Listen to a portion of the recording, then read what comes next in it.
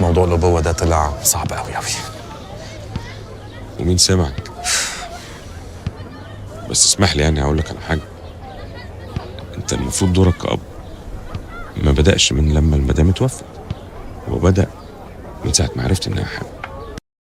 بمناسبة المسلسل الرائع اللي بيتذاع دلوقتي كتالوج، واللي حقيقة مليان مواقف وجمل ومليان مشاعر جميلة جدا ومليان تفاصيل تعلمنا كتير عن حياتنا وخصوصا حياتنا مع أولادنا، حبيت أركز على جملة قالها الفنان عمرو يوسف في بداية المسلسل، يمكن في أول حلقة بعد كام مشهد بسيط من المسلسل. قال دورك كأب بيبتدي مش لما تنفصل عن زوجتك أو لما زوجتك تموت لا قدر الله، دورك كأب بيبتدي بمجرد ما تعرف إن زوجتك حامل. وده حقيقي فعلا. الفرق ما بين الرجل والسيدة في موضوع الأبوة والأمومة ده فرق كبير جدا. البنت بطبيعتها من وهي طفلة صغيرة الأمومة عندها فطرة، بتلعب بالعروسة وبتنيم المخدة، ولو ما لقيتش أي حاجة تعملها تاخد أي دبدوب، بتاخد أي حاجة وتمسكه وتحضنه وتطبطب عليه وتقول ده ابني. تمارس الأمومة دي مع قطة صغيرة، مع بوبي، مع أي حاجة، أي حيوان أليف، حتى لو عصفورة وقفص، دايما هتقول ده ابني. دايما عندها مشاعر الأمومة دي من أول ما بتتولد. ونشوف ده لو حد من حضراتكم خلف بنت الأول وبعدين ربنا رزقه بطفل تاني بعدها، هتلاقيها هي أمه الحقيقية، هي اللي بتاخد بالها منه وبتهتم بيه وكأنه جزء منها. أما الأبوة مختلفة شوية. الأبوة محتاجة ممارسة، يعني الرجل ما بيتولدش وهو عنده إحساس إنه هو أب. يمكن بيبتدي إحساسه إنه هو أب أو بيبتدي يتخض إنه هو أب لما يشوف ما بين إيديه كده حاجة صغيرة 2 كيلو، يبص يلاقي عنده ملامح.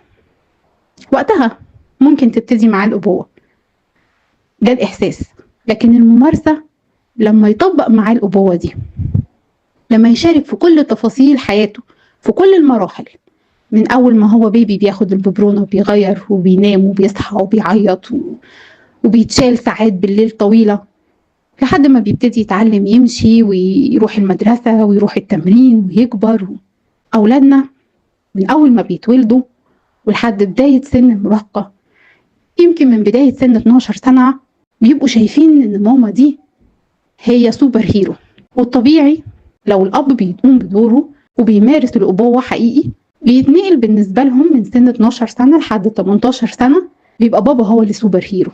بعدها بنرجع تاني نشوف ماما سوبر هيرو بس بعين تانية. اللي عايزة أقوله لحضراتكم، مش لازم حياتنا نفقد منها شخص عشان كل واحد فينا يقوم بدوره. سيدنا عمر بن الخطاب رضي الله عنه جاله رجل بيشتكي من عقوق ابنه، فسمع منه وبعد جاب الابن وسمع منه، وكان ليه مقولة مشهورة: عق ولده فعقه. للأسف احنا كتير من غير ما ناخد بالنا بنبدأ بالعقوق، بنخلي ولادنا يبقوا عاقين لينا رغم ان احنا السبب، وبنرجع نشتكي منهم في سن 14 سنة ولحد سن 18 سنة ان هم ما بقوش سامعيننا ولا عايزين يتكلموا معانا. بقى عالم اصحابهم هو اهم عالم بالنسبة لهم، واحنا عالم دمه تقيل والكلام معانا صعب والوقت معانا ما بيمشيش. سيدنا النبي الحبيب عليه افضل الصلاة والسلام حللنا مشكلة تربية ولادنا دي في حاجة بسيطة جدا. قسم لنا مراحل عمر ولادنا ل3 مراحل، وادانا مفتاح كل مرحلة. قال لنا ايه؟ قال لنا لاعبوهم ل7، وقوموهم ل7، وصاحبوهم ل7. ولادنا من ساعة ما يتولدوا لحد عمرهم 7 سنين محتاجين مننا حب ورعاية وطبطبة وحنية وأحضان، مع التوجيه طبعا، بس التوجيه اللي أساسه الحب مش العنف. لو خلصنا المرحلة دي بسلام هندخل منها على أصعب مرحلة اللي هم من 7 سنين ل 14 سنة. بنأدبهم ونقومهم ونقوم سلوكياتهم، بنوريهم نموذج وقدوة حقيقية. النموذج والقدوة مش معناه شخص ما بيغلطش، لأن ما فيش فينا شخص ما بيغلطش، لكن بنقدم لهم شخص بيغلط وبيتعلم. ونيجي للمرحلة الثالثة من 14 ل 21، بنصاحبهم. مش مطلوب مننا غير ان احنا نصاحبهم. ومشكلتنا دلوقتي مع اولادنا ان احنا ما بنلعبهمش بجد وقت اللعب، وما بنقومهمش ونربيهم بجد وقت التقويم والتربية، وبنيجي عايزين نتيجة على طول في وقت ان احنا صحاب. نيجي وابننا وعمره 14 سنة او اكتر شوية او اقل شوية، نجيبه ونقول له ها بقى يا حبيبي مين اصحابك؟ مين فلان؟ انت اتغيرت، انت ليه بتلبسي كده؟ انت ليه بتتكلمي كده؟ مين صحباتك؟ ونلاقيهم ساكتين، ما بيتكلموش، مش عايزين يدونا اي معلومة. المشكلة الحقيقية بدأت مش وهم عندهم 14 سنة، المشكلة الحقيقية بدأت وهم عندهم 4 سنين ويمكن أقل، لما كانوا بيرجعوا من بعد أي خروجة في النادي أو من بعد ما بيرجعوا من الحضانة أو المدرسة ويبتدوا يتكلموا معانا وإحنا مش سامعينهم، مشغولين عنهم بأي حاجة، حتى لو مشغولين عنهم بيهم برضو وبهمومهم وإزاي نوفر لهم وإزاي نسعدهم. لو تعودنا نصاحب ولادنا وهم عندهم 4 سنين ونحبهم ويبقى حضننا ليهم هو الأمان، مش هنخاف عليهم لما يوصلوا ل14، بل بالعكس احنا وقتها هناخد نتيجة حقيقية لثمرة التعب والمجهود.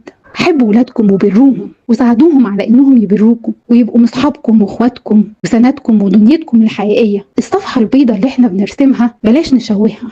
احنا بنتفزع قوي في سن المراهقة لما بنلاقي الولاد بيردوا علينا وبيكلمونا، ولما نلاقي البنات مش بيحبونا، بيحبوا صحابهم اكتر منهم، وبالنسبة لها كلمة صاحبتها اهم من كلمة مامتها. الصورة دي واللي بتفزعنا حقيقي احنا اللي رسمينها بايدينا. اتعبوا شوية في رسم الصورة زي ما بتتعبوا ان انتوا توفروا لهم كل اللي تقدروا عليه، اتعبوا شوية في رسم الصورة الجميلة وفي تفاصيلها. دمتم بحب. كانت معكم لايف كوتش أميرة عبد الرازق.